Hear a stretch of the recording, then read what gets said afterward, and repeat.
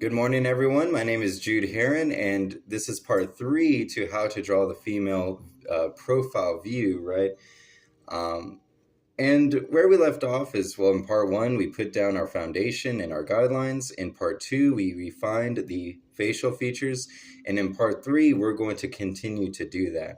Now, as you might have seen in the last two parts, I'm kind of quick because my phone will not survive. Really, these drawings, they last quite a while to actually sit down and do it.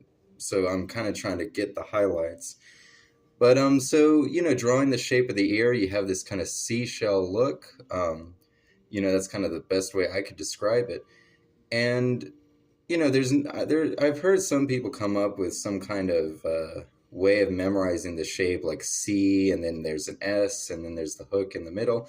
I've never memorized it like that. I just studied the human ear and just saw the details, and so that's one way to do it.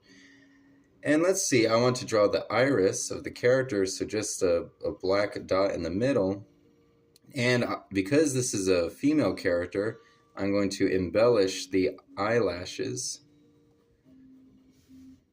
just to give them a very feminine glow to them. That's what I kind of want. Well, maybe that's not the best word for it, but that's the word I'm going to use.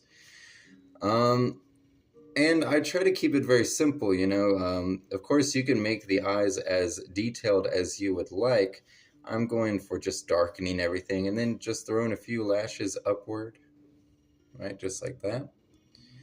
Now here at this point, we can erase the guidelines because we no longer really need them. So let's go ahead and do that. Just like this, right?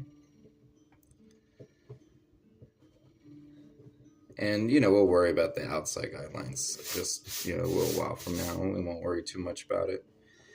But now we need to draw the back of the head, because as you'll notice, this circle, I use the biggest circle I could find in my, in this plastic sheet I have here of circles. But of course, this is, still considerably small compared to the actual skull, right? In fact, I would say this is probably closer to the skull in size than it's closer in size to the skull than the actual, back of the head, because it has this kind of, the head is not perfectly circular. So I'm going to actually just kind of extend this outward a little bit more, because you have to think about how the back of the head is going to look, and then how it connects with the back of the neck. And because we're drawing a female character, the neck is going to be considerably smaller. So something like this. And if you want, right, this is something you can do. You can do this for the front view and the back view, but in profile view. Can't do it with the back view because the back view, you just see the back of the head. But profile view, you can actually also embellish the lips as well. Just kind of drawing a little detail there. Let's see, so the next thing we're going to do is draw the hairstyle. Now I'm going to do that in the next video because I'm now at 3 minutes and 30 seconds. And that's, this is 5-minute drawing, or more like 3-minute drawing. So I only was able to cover kind of just the details. But just to kind of keep a few things in mind, you can embellish things as much as you wish. If you want the eyelashes to be very robust, you can do it. If you want to make the ears as simple or as complicated as you like, you can do that too. We can also draw a nostril, right, for the character. Some artists do that and some of them don't. I do, because it's more realistic to see that.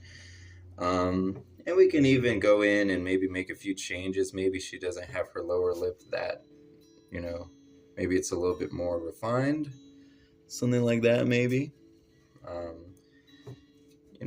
That's kind of part of the drawing process, is you always find something you can do a little differently.